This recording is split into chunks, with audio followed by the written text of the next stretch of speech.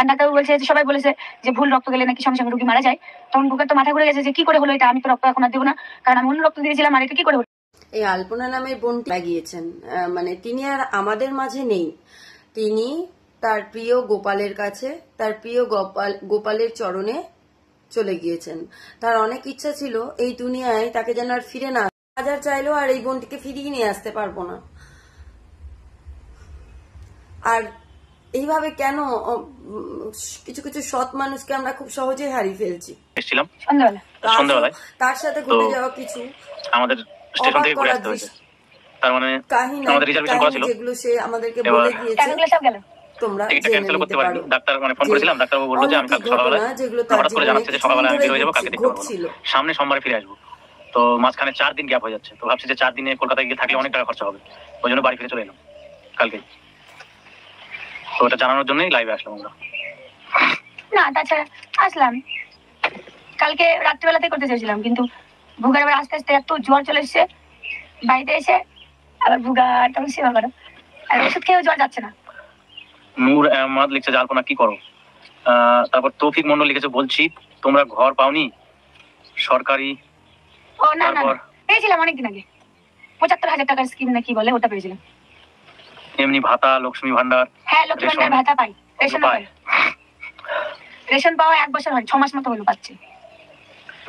তোমরা বাড়ি চলে আলিফ দাস হচ্ছে, কালকে তুমি ছিলে লাইভে, আমরা বাড়ি কালকে সন্ধ্যাবেলাতেই চলে এসেছি, সন্ধ্যাবেলা না রাত্রি 9:30টার দিকে বাড়ি এসেছি। ওই যে বললাম খারাপ হয়ে গেছে বাড়ি আস্তে আস্তে, কি ঝামেলা। ডাক্তারের সঙ্গে যে কম্পাউন্ডার থাকে সে বললো যে ডাক্তারবাবু থাকবে না, সকালবেলা বিদেশে যাবে, সামনে সোমবার ফিরে আসবে, সেই জন্য আমরা আর গেলাম না। আর আমরা তো ইনস্ট্যান্ট টিকিট পাইনি, প্রিমিয়াম তৎকাল করেছিলাম, তো দুজন মিলে 2300 টাকা, আমাদের 2200 2150 এরকম টাকা লেগেছিল। তো চলে আসলাম, ভাবলাম 4 দিন গিয়ে কলকাতায় কি করবো, তার থেকে বরং বাড়ি চলে যাই। ওই টাকা তো খরচাই হয়ে যেত, টিকিটটা ক্যান্সেলও হয়নি, আর সেই জন্য ভাবছি তাহলে তোমাদের সঙ্গে বলি, কারণ এটা অন্যায় হবে না বললে। কালকে ছিলাম ওখানটায়, আর ওখানে গিয়ে আজকে যদি পৌঁছাতাম তাহলে হয়তো সন্ধ্যাবেলা বা এখন লাইভ করতে পারতাম, বা করতে পারতাম কিনা জানি না, তবে রাত্রিবেলাতে করতাম। আর কালকে আমার জ্বর, প্রচন্ড জ্বর, মানে স্টেশন থেকেই জ্বর, মানে যদি কলকাতায় আমাকে যেতে হতো তাহলে কঠিন অবস্থা হয়ে যেত, এত জ্বর, মানে কাঁপ ধরে গেছিল শরীরে। তারপর তো এখানে দোকানে ওষুধ নিয়ে এসে খেয়ে কমেছিল, কমেনি তা সকালবেলায় তো আরো জ্বর, সকালবেলা আবার 1 ডোজ খেয়েছি, তারপর এখন দুপুরবেলা আবার 1 ডোজ খেলাম, প্রচন্ড মানে সর্দি এই ব্যাপার। কি বলবো, আমাদের বাড়িতে খালি সমস্যা লেগে আছে, এর অসুখ হচ্ছে তো, ওর অসুখ হচ্ছে, ওর অসুখ হচ্ছে তো, ওর অসুখ। ভাবছিলাম যে বাইরে লাইভটা করবো, তো লাইভটা বাইরে করতে পারলাম না, কারণ বাইরে সব গান বাজনা হচ্ছে, তো টিভি দেখতে সবাই, ওখানে ওই জন্য করতে পারলাম না, এই জায়গাতেই করতে হলো। তোমরা সবাই ভালো আছো তো?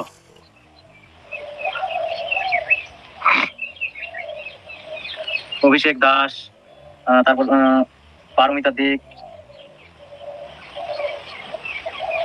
তারপর যারা যারা কমেন্ট করেছো, জয়দেব, কেমন আছো দাদা, আমি প্রথমবার আসলাম। আচ্ছা, মানে অতটা ইমার্জেন্সি যখন ছিল না, আমি ভর্তি গেলাম সুস্পর্শ নার্সিং হোম আছে এখানে গঙ্গারামপুরে, ভর্তি হলাম, হয়ে আমার কাছ থেকে রক্ত নিয়ে গেল, গিয়ে বলছে যে আমার নাকি এবি পজিটিভ রক্ত।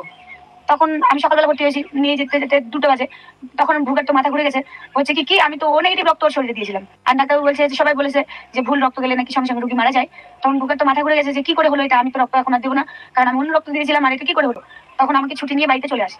তারপরে বিশ্বাস করবে না, এগুলো অলৌকিক ঘটনা, সবাই বলছে যে এরকম ঘটনা নাকি কারো পরিবারে ঘটেনি, নার্সিং হোমে ঘটেনি, হাসপাতালে ঘটেনি, ডাক্তার শোনেনি, মানে নতুন ব্যাপার একটা। তখন এবি পজিটিভ হয়ে গেল, সবাই তো হাসাহাসি করছে, এটা হয় না। আগে না নার্সিং হোমে সবাই বলেছে এবি পজিটিভ রক্ত শরীরে থাকে, ওটাই দিতে হবে না, ওই হ্যাঁ সুস্পষ্ট বলছে যে আগে কোনো কারণে ভুল হয়েছে, আর এখন ঠিক আছে, আর আমাদের কাছে কোনো কাগজ নেই। আর ভুগা বলছে না আমি দিতেই দিব না, আমি আগে দিয়েছি, এটা ভুল আছে। ওখান থেকে ছাড়িয়ে নিয়ে চলে এলো, এসে 8-10টা 15টা ল্যাবে পরীক্ষা করা হলো, এবি পজিটিভ রক্ত আমার। তারপরে আমরা ঠিক করলাম, তাহলে রক্ত তো এদিকে 3-3.5 হয়ে গেছে, আমি মাথা ঘুরে পড়ে যাচ্ছি, আর এদিকে রক্তের গ্রুপও আসছে না, আর আমরা এত জায়গায় পরীক্ষা করছি এবি পজিটিভ আসছে। আর ভুগা বলছে যে আগে তাহলে তো আমি ভুল রক্ত দিলে তো রোগীর আমার কোনো অসুবিধা হতো, তখন তো কোনো সমস্যা হয়নি। তার মানে আর ও নেগেটিভ রক্ত আমার আছে, ও নেগেটিভ রক্তের ডোনার নিয়ে এসেছে, ও নেগেটিভ রক্ত প্যাকেটে করে নিয়ে এসে আমার শরীরে দিয়েছে, তখন টেস্ট হয়েছে, কি করে তাহলে ওটা হলো। আর জীবনে তো কারো কোনোদিন ব্লাড গ্রুপ চেঞ্জ হয় না, তখন তো ওই বলছে যে না আমি দিতে দিব না। এদিকে 15-16 জায়গায় পরীক্ষা করার পরেও ভুগা বলছে আমি বোম্বেতে পাঠাবো, তো বোম্বে পাঠালো, রক্ত যেতে যেতে শুকিয়ে গেছে, পরীক্ষা হলো না। এখানে আমাদের বালুঘাটে মাতৃশোধন আছে, সেখানে আবার কি ঘটনা ঘটেছে শুনলে তো তোমাদের মাথা ঘুরে যাবে। 4 বার করে রক্ত দিয়ে আসছি, তাও পরীক্ষা সঠিক হচ্ছে না, পরীক্ষা করতে পারছে না। ডাক্তার আমাদের বাড়িতে ফোন করছে যে তোমার রোগীর কি হয়েছে, বলে কেন, তোমার আমরা তো শুধু গ্রুপ পরীক্ষা করতে দিয়েছি, তোমরা গ্রুপ পরীক্ষা করে দিয়ে দাও, কি হয়েছে আমরা দেখবো পরে, রক্ত নেই আমরা চিকিৎসা করবো, এমনি সব রিপোর্ট আমাদের করা আছে। 4 বার করে রক্ত দিয়েও সেই রক্ত ওরা পরীক্ষা করতে পারেনি, গ্রুপটা পরীক্ষা করতে পারেনি, ওরা পুরো ডিপার্টমেন্ট পাগল হয়ে গেছে যে এই রক্তের গ্রুপ কেন পরীক্ষা করতে পারছি না। কি আশ্চর্য ব্যাপার, আমরা জানি না কেন ভগবান এরকম করলো, কি পাপ করেছি জানি না কেন এরকম হয়েছিল আমার সঙ্গে। তারপরে ডাক্তার আর তো দিশাকুল পাচ্ছি না, কারণ মাথা ঘুরে পড়ে যাচ্ছি বারবার করে, আমি একদম আর কোনো জ্ঞান থাকছে না, রক্ত 3.5 হয়ে গেছে। তখন ভুগা মা বলছে বাড়িতে রেখে আর লাভ নেই, আমাদের রক্ত কি হবে না হবে নার্সিংহোমে আগে ভর্তি করা যায়। তখন পুনর্বাবা বলে একটা নার্সিংহোম আছে এখানে, সেটা হচ্ছে ওই যে কি বলে তোমার ওটা জিটি হার বলে, গঙ্গারামপুর কালদিঘি থেকে একটু সামনে, ওখানে ফাঁকা একটু জায়গাটা, তোমরা অনেকে হয়তো চিনবে এখানে। তো ওখানে গেলাম গাড়ি করে, আমরা ওখানে ভর্তি হতে চেয়েছিলাম, তার একটাই কারণ ওখানে গার্জেনকে ভেতরে থাকতে দেয়। আমার মা বলছে আমি তাহলে আলপনার সঙ্গে থাকবো, দেখতে পারবো যে ও কেমন আছে না আছে, আর ভালো লাগবে মায়েরও, আর ভুগায় বাইরে থাকবে। তখন ওখানে গেলাম, ওরা নিবে না, ওরা বলছে তোমাদের রক্তের গ্রুপ মিলে না, আমরা নিতে পারবো না, তোমরা হাসপাতাল নিয়ে যাও, অন্য কোনো কোথাও নিয়ে যাও, নিয়ে গিয়ে 1 প্যাকেট রক্ত আগে দিয়ে এসো, যে গ্রুপের রক্ত দেওয়া হবে সেটা আমরা ভর্তি নিয়ে তখন নেবো। তখন আর আমি তো হাসপাতাল যাবো না, আর আমি এতটা সিরিয়াস, আমার বাড়ি থেকে নিয়ে যাবে না, কারণ হাসপাতালে ট্রিটমেন্ট হ্যাঁ জানি ভালো হয়, কিন্তু অনেক সময় ডাক্তারেরা ঠিক সময় আসে না, সময় দিতে পারে না, আর আমি অতটা সিরিয়াস মানুষ, হাসপাতালে গিয়ে ভর্তি হবো তখন আরো মানে ভয়ের ব্যাপার। যদি সুস্থ হতাম তবে যেতাম, যে শুধু রক্ত দেওয়ার ব্যাপার চলে গেলাম দিলাম, ওটা কোনো হতো না, কিন্তু ভয়েতে আমাদের আর কেউ নিয়ে যাবে না। তারপর অনেক জায়গায় ঘোরাঘুরি করে সন্ধ্যা নার্সিংহোমে গিয়ে বনসই নিয়ে দিয়ে মালিক অনেক কথা ভুগাকে বলার পর যে কোনো কিছু প্রবলেম হলে আমাদের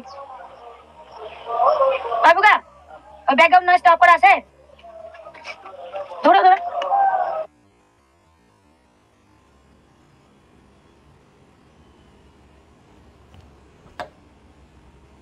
ওই জন্য আমাদের কথা তোমরা শুনতে পাচ্ছিলে না, আর আমি থাকছি না, আমার শরীরটা ভালো লাগছে না। তারপর দাঁড়াও, ও তখন নার্সিংহোমে ভর্তি আমি হয়ে গেছি, কিন্তু ভুগা মা এদিকে পাগলের মতো করছে, কোথায় রক্ত পাবো। আমার ভুগা তো সারাদিন রাত খালি খুঁজে বেড়াচ্ছে যে রক্তের গ্রুপটা কেন ঠিক হচ্ছে না। তারপরে আমার গ্রুপ ঠিক হলোই না, লাস্টে যেদিন রাত্রেবেলাতে রক্ত দেবে, ডাক্তার বলছে আজকে দেবো, পাওয়া গেল না, মানে এদিকে ইমার্জেন্সি হয়ে গেছে যে রক্তটা দিতে হবে।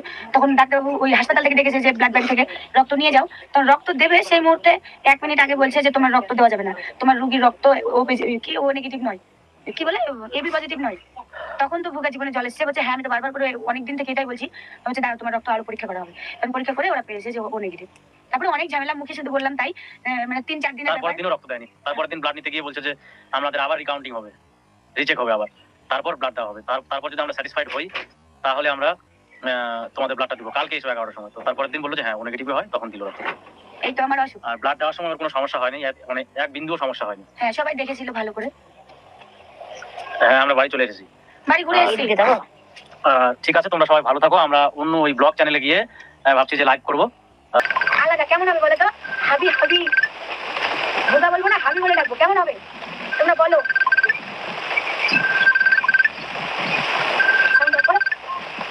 কল এসছে, একটা কথা বলবো একদম। আচ্ছা বলছি, একটু মিউট করছি। মানে আমি ওকে ভুগা বলতাম না, আমার শ্বশুর মশাই বলেছিল যে যেটা বাবা মা রাখে যে নাম, সে নাম ধরে নাকি ডাকতে হয় না, ওর নাম তো যুগান্তর, তো যুগা ভুগা বলে ডাকতে ডাকতে তখন বলছি তাহলে বাবা মার নাম ধরে ডাকা হয় না, নিজে রাখলে রাখা হয়, তাহলে ওই যুগাটা বাদ আর ভুগা, ওই জন্য ভুগা হয়ে গেছে। সবাই গোটা গ্রাহককে ভুগা বলে ডাকে। রীতা সরকার, দাদা আমার বাড়ি বুনিয়াদপুরে। আচ্ছা, মধুমিতা, আজকে গিয়েছিলাম বুনিয়াদপুরে। মধুমিতা সামন্ত তো জেঠিমা কোথায়? আচ্ছা ঘুমিয়েছে, বৃষ্টি এলো শুয়ে বসে, নার্সিংহোমে কদিন ঘুমায়নি না, সুযোগ পেলে ঘুমিয়ে বসে। আমি বললাম তুমি ঘুমাও আমরা করি, অনেকদিন ভিডিও করিনি না, মনটা খুব খারাপ। আমি যদি ভিডিও না করে শুয়ে থাকি তাও শান্তি পাবো না, যদি শরীর খারাপ থাকে। রোহিত মল্লিক বলছে তোমাকে, তুমি যদি ভুগা বলে থাকো তাহলে তুমি কি ভুগি? না, ভুগি আছে একজন এই পাড়াতে, ওর নাম, ওর ভালো নাম জয়িতা, ওই ভুগি হয়, ভুগার ভুগি। তারপরে এই যে বাড়িতে আছে ভুঙ্গি, ওর মেলায় আছে, আমার হতে হবে না, আমি আলপনায় ভালো আছি। সবাই বলে যে ভুগা নামটা ভালো না। আমাকে একদিন এর 2টা সিভিক বান্ধবী দেখেছে, আমি রাধা গোবিন্দ মন্দিরে গেছি, শোনো তো কি বলো, তোমার সঙ্গে একটা পার্সোনাল কথা আছে। আমি ভাবছি কি যে বলবে বাবা, কি বলো, বলছি কি ভুগা বলে তুমি কেন ডাকো, তোমার বলছে এরকম হচ্ছে, তাই বললাম আমি যে নিয়ে যাই। মা বললে তো মামা দিয়ে গেল মোবাইলটা দিয়ে দিচ্ছে, আমার বলছি ভাবছি যে আমাদের 2000 টাকা লস হবে, কিন্তু 4 দিন কলকাতা থাকে, মানে 800 টাকা করে যদি রুম ভাড়া হয় তাহলে 4 8 32, আর 4 দিনে 4 দুগুণ 800 টাকা মিনিমাম খাওয়ার খরচা হতো, তাই 4000 টাকা আমাদের খরচা হতো। তার চেয়ে বরং আমরা 4 দিন বাড়িতে থেকে গেলে এতটা খরচা হবে না, ঠিক গেলাম। আর ওখান থেকে বাড়ি আসার পথে টোটো একটা ভাড়া করেছিলাম, তো অর্ধেক রাস্তায় এসে টোটো আবার পাংচার হয়ে গেল, ওখানে আধা ঘন্টা সময় চলে গেল। ওটা টোটোটা এত ভুগার চাকাটা ওই আবার খুলছিল, মানে কাকুটা একা একা পাচ্ছিল না, আর ছেলের মধ্যে ওই একাই টোটোতে ছেড়েছিল। তারপর টোটোর চাকাটা খুলছে, আর পেছন থেকে একজন এসে বলছে দাদা টোটোর কি জানি একটা পার্সের নাম বললো, নিয়ে আসোনি। তখন আরো বউ মেয়ে ছিল, ওরা হাসছে, আমাদের ভিডিও দেখে, ওরা ভেবেছে বলছে কি যে এই দাদাকে ভেবেছে যে টোটোওয়ালা, মানে এবার মিস্ত্রিগিরি করছে তো ভালো। তারপর নিপা আক্তার, তোমাদের রিলেশন, তোমাদের রিল পাচ্ছি না দিদি, এখন আমি হ্যাঁ। দিচ্ছি না, অনেকদিন হয়ে গেল অসুস্থের জন্য। তারপর বিটিএস আর্মি, তোমার নামটা একটু বলো। দাদা আমি তোমার ফ্যান, দেখা করার আমার সাথে। আচ্ছা করবো, নিশ্চয়ই করবো। আচ্ছা, ওর নাম যুগান্তর প্রামাণিক, আমার নাম আলপনা মন্ডল, আমার মায়ের নাম রুবি মন্ডল। তারপর স্কট লিখেছো যে আন্দামানে এসে খুব ভালো লাগবে, নিশ্চয়ই ভালো লাগবে। আন্দামান জায়গাটা তো খুব ভালো, ওটা আমি দ্বীপপুঞ্জ। ঘুরতে ভালোই বাসি না, ভালো লাগে না, মনে হয় কি বাড়িতেই ভালো, খাবো দাবো। তারপর এমডি সাজিব ইসলাম, খুব খুশি হলাম মেসেজে উত্তর পেয়ে, লাভ ইউ, অনেক খুশি হলাম। কাকে দেবো, তোমরাই তো আমাদের সব। অর্পিতা রানা, আমি তোমাদের ভিডিও দেখি আর আমার ঠাকুমাও কেউ দেখাই, খুব মজা পাই। আমার ঠাকুমা দারুণ হাসি। আমার 2-3 জন বন্ধু আমাকে ফোন করেছে, এমনি ফোন করেছে যে কি ব্যাপার, কেমন আছিস বা কি ব্যাপার হ্যান ত্যান। শুনলাম বৌদি অসুস্থ, তো ওরা বলছে যে আমি একটা কি বলে পেশেন্টকে হায়দ্রাবাদে নিয়ে গেছিলাম এআইজিতে, ওখানে নিয়ে যা, আর ওখানে নিয়ে গেলে মোটামুটি সুস্থ হয়ে যাবে। এই কারণেই, কারণ ও একটা বন্ধুকে নিয়ে গিয়েছিল, ওর ওই হালকা থ্যালাসেমিয়া হয়েছিল আর লিভারের প্রবলেম ছিল, ওখানে নাকি একটা অপারেশন করিয়েছে, 42,000 টাকা খরচা হয়েছে টোটাল। তো ভালো আছে, ওই জন্য আমাকে বললো যে তুই হচ্ছে হায়দ্রাবাদে নিয়ে যা। আর হায়দ্রাবাদে আমার একটা বন্ধু এখানকার থাকে, ও আবার আমাদের গ্রামেরই, ও আবার বললো যে মধুদা এখানেই নিয়ে আসো হায়দ্রাবাদে, তাহলে খুব ভালো হয়। তো এবার আমার গুরুজি কালকে দেখা করতে যাবো, গুরুজিকে সমস্ত ভালোভাবে খুলে বলবো। গুরুজি যদি বলেন যে কলকাতায় নিয়ে যেতে কলকাতায়, যদি বলে ব্যাঙ্গালোরে মণিপালে তার মণিপাল, না ছাড়া হায়দ্রাবাদে এআইজিতে। তো একটা বড় কমেন্ট এসে পড়ছি, এমডি আসাদ, আপনাদের ইন্ডিয়াতে তো অনেক ভালো ভালো ডাক্তার আছে, ভালো ডাক্তার দিয়ে অপারেশন লাগে না, এমনি ওষুধ খেয়ে হয়, সেটা জরুরি ভিত্তিতে চেষ্টা করেন, রোগের অবস্থা তাহলে তো খারাপ হয়ে যাবে দিন দিন। একদমই ঠিক বলেছো। আসলে আমরা বের হয়ে পড়েছিলাম গত কবে, কালকে তার আগের দিন না, গত বৃহস্পতিবার। না, তো এবার আর আধা ঘন্টা পরে ট্রেনে চড়বো আমরা। আমাদের প্রিমিয়াম তৎকাল কেটেছিলাম, 2টো টিকিট, থার্ড এসিতে 2300 টাকা পড়েছিল। তো তারপর ডাক্তারবাবু ফোন করে বললো যে আমি কালকে সকালবেলায় বিদেশে চলে যাচ্ছি, আমি আগামী সোমবারে আসবো। ওই জন্য আর আমাদের যাওয়া হলো না, আমরা ভাবছি ফালতু 4 দিন ওখানে গিয়ে কাটাবো, তার চেয়ে বরং বাড়িতেই থাকি, খরচাটা কম হবে। তারপর আবার 11 তারিখের টিকিট কেটেছি, আগামী বৃহস্পতিবারের 3টে টিকিট কেটেছি, 1935 টাকা লেগেছে প্ল্যাটফর্ম থেকে, থার্ড এসিতে। তো আগামী বৃহস্পতিবার ওকে নিয়ে যাচ্ছি, ওখানে গিয়ে সমস্ত চেক আপ হবে। আর গুরুজি যদি বলে যে, যদি কালকে বলে যে ওখানে না গিয়ে হায়দ্রাবাদে যা, তাহলে ওখানেই যাবো, ওই টিকিটটা ক্যান্সেল করে দেবো। এই তো হচ্ছে ব্যাপার। আমাদেরও সবার খারাপ লাগছে, ও বাড়িতে বসে আছে, যেতে পারছি না, খুবই খারাপ লাগছে। আর তোমরা আশীর্বাদ করো, প্রার্থনা করো যেন ওকে তাড়াতাড়ি সুস্থ করে নিয়ে আসতে পারি। খুব চিন্তায় আছি, আজকে সকাল থেকে মন মারা, কেমন যেন শরীর খারাপ হয়ে আছে। দেখো ওর মুখ চোখের চেহারাটা দেখো, তাহলে বুঝতে পারবা। চোখ মুখ দেখো কেমন যেন হয়ে গেছে। তো একজন লিখেছো আমার নাম নুমান, আচ্ছা। একজন লিখেছো আমি বাংলাদেশ থেকে দেখছি, অনলি ফান, আচ্ছা। তারপর কবিতা দাস লিখেছো হরে কৃষ্ণ দিদি ভাই, মুখটা খুব ছোট্ট হয়ে গেছে, একদমই কেমন যেন হয়ে গেছে ও। তো খুব খারাপ লাগছে যে কবে থেকে যে ওর মানে পরীক্ষা শুরু হবে আর কবে থেকে যে ওর প্রপার ট্রিটমেন্ট হবে। আবার অপারেশন তো করতেই হবে, গলব্লাডারে যেহেতু স্টোন। তো কি বলবো, ভালো মানুষ একদম কেমন যেন শুকিয়ে গেছে আর চিকন হয়ে গেছে অনেকটা। রাহুল কর্মকার, এনআর, আমি রবীন্দ্রনগর থেকে দেখছি, ঠিক আছে। পারু মণ্ডল, আচ্ছা। এমডি আসাদ, আমি আপনাদের আম্মু বলছি, আমি আপনার, আচ্ছা। তোমাদেরকে বলতে অনেক আমার মায়া লাগে, বাসায় বসে না থেকে, আচ্ছা। নিয়ে যেতে বলছো, হ্যাঁ নিয়ে যাবো। 11 তারিখ, আজকে 6 তারিখ, আর 7, 8, 9, 10, 11 আর 4 দিন পর। তারপর আসাদ আহমদ, কি হয়েছে? অনেক সমস্যা, একসঙ্গে 5-6টা অসুখ হয়েছে, গলব্লাডারে স্টোন, স্প্লিন বড় হয়েছে, তারপর WBC বেড়ে যাচ্ছে, তারপর ডাক্তার বললো যে থ্যালাসেমিয়া, সি টাইপ থ্যালাসেমিয়া, অনেক সমস্যা। তারপর জন্ডিস, তো জন্ডিস অল্প, ওকে অনেকদিন ধরে ঝাড়ানো হচ্ছিল, ওখানে ভালো হয়েছে, ওষুধও খাচ্ছিল। তো ডাক্তারবাবু বললো যে ওই গলব্লাডার স্টোনটা বাদ না দিলে ওর ওইটুকু যেটুকু আছে ওটা যাবে না জন্ডিস। তখন দেখা যাক কি হয়। কিছু হবে না দাদা বৌদি, সাবধানে রাখুন, আর ভগবান তো আসেনি, সব ভালোই হবে। সাউন্ড অ্যান্ড স্লিপ, আমি তাড়াতাড়ি শরীর কই এখন, তোমার শরীর কই এখন, আচ্ছা। রকিয়া, তোমাদের বেবি হয়েছে? না, বেবি হবে কিনা কে জানে। ডাক্তারবাবু বলেছে যে ওর তো সি টাইপ থ্যালাসেমিয়া, আরও চেক করতে বলেছে ভালো ল্যাবে, আর বলেছে যে আমাকেও চেক করতে, যদি আমার থ্যালাসেমিয়া থাকে তাহলে বাচ্চা নেওয়া যাবে না বলেছে। তারপর কাকুলি ব্লগস, দাদা দিদি তোমরা সব সময় ভালো থাকো, এটাই ভগবানের কাছে প্রার্থনা করি। তারপর সজীব মণ্ডল, হাই দাদা, হাই দিদি, কেমন আছেন? আমি নতুর, আমার নামটা নিবেন প্লিজ, আমি বাংলাদেশ থেকে, আচ্ছা। আমি নতুন নাকি জান, আমি তোমার শাশুড়ি কই দেখাও। আমার শাশুড়ি মা রান্না করছেন। এই যে সারাদিন আজকে ভাত সেরকম খায়নি, কিছুই খায়নি সেরকম। সকালে একটু ভাত খেয়েছিল না, দুপুরে কিছুই খাওনি, দুপুরে কিছু খায়নি, না, ভাত খাই। অল্প একটু ভাত খেয়েছে। আবার রাত্রিবেলাতে বলছে যে একটু ভাত খাবো। খাবো না। আর ফল বেদানা খেয়েছো একটা, গ্যাস হচ্ছে, খাবো না। ফল খেলে গ্যাস হয় না তো? না, পেট ব্যথা। একজন লিখেছে এমডি আশা, তোমরা অনেক বেশি বেশি করে আনার খাওয়াও, বিটের জুস।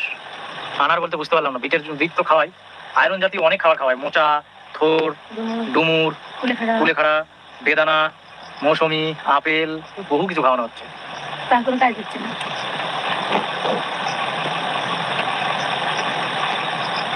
এখন তোমাদের এদিকে কয়টা বাজে? আমাদের এখানে 7:33 বাজে। আর তোমাদের ওখানে এখন মোটামুটি 8:08 এরকম বাংলাদেশে। এখান থেকে 35 মিনিট বেশি ওখানে, আমার মনে হচ্ছে তাই। কল্পনা সাহা আমার নামটা নাও। আচ্ছা, রাকেশ দাস, রিয়াকে চেনে? কালকে বিকাল। আসলে আজকে আবার চলে এলাম লাইভে। প্রতিদিন লাইভ করবো বলেছিলাম। আলপনা আজকে কেমন আছে? আজকে সকাল থেকে আলপনা ভীষণভাবে অসুস্থ। দেখো কিরকম, সকাল থেকে এত শরীর দুর্বল, খাওয়া দাওয়া ঠিকঠাক খায় না, বমি বমি ভাব, নানান সমস্যা, শুধু ওষুধ খেয়ে আছে। আর আমাদের ডাক্তার দেখানোটাও দেরি হয়ে যাচ্ছে, আরো 2-3 দিন পরে 11 তারিখে আমরা যাবো। তো কিন্তু এখন সোশ্যাল মিডিয়াতে তার সে থাকা অবস্থায়, সেই দুনিয়াতে বর্তমান অবস্থাতে যে সমস্ত ভিডিওগুলো করে রেখে গিয়েছে সেগুলো একের পর এক প্রচুর প্রচুর ভাইরাল হচ্ছে। আর মানুষের মধ্যে অনেক রকম আলোচনা চলছে। কেউ ভাবছে মারা গিয়েছেন, মানে সে চলে গিয়েছেন, সে আর আমাদের মধ্যে নেই। আবার কেউ ভাবছেন যে এখনো সে আছেন। কিন্তু আমি তোমাদের সবাইকে একটাই কথা বলতে চাই, না, সে আর নেই। এখন তাদের খুব খারাপ সময় চলছে, বিশেষ করে তার মায়ের। হ্যাঁ, তার স্বামীও তাকে অনেক ভালোবাসতেন, আমরা প্রকাশ্যে দেখেওছি। প্রতিটা ভিডিওতে তাদের ভালোবাসার ছাপ ছিল বলেই তারা খুব তাড়াতাড়ি গ্রো করতে পেরেছিল সোশ্যাল মিডিয়াতে। কিন্তু তার হাজবেন্ডকে একা ফেলে রেখে, মাকে ফেলে রেখে সে চলে গিয়েছেন। আর যাওয়ার আগে পর্যন্ত তার জীবনে ঘটে যাওয়া কিছু ভিডিও বা কিছু তারই মুখ দিয়ে বলা কিছু কথা আমি তোমাদের সামনে তুলে ধরছি, যে তাকে কত অলৌকিক ঘটনার সম্মুখীন হতে হয়েছিল, কিভাবে বারবার করে সে ইশারা পাচ্ছিল যে হয়তো তার সময়টা শেষ হয়ে গিয়েছে। মৃত্যুর আগে যে মানুষকে এইভাবে বারবার করে বলে দেওয়া হয় যে তোমার এই দুনিয়াতে থাকার দিন শেষ, সত্যি এগুলো হচ্ছে জলজান্ত প্রমাণ। ভিডিওটা অবশ্যই দেখবে এবং সকলকে দেখার জন্য শেয়ার করে দেবে। আর তার আত্মার শান্তি কামনা করে তার নামে ভগবানের কাছে প্রার্থনা করবে। নমস্কার।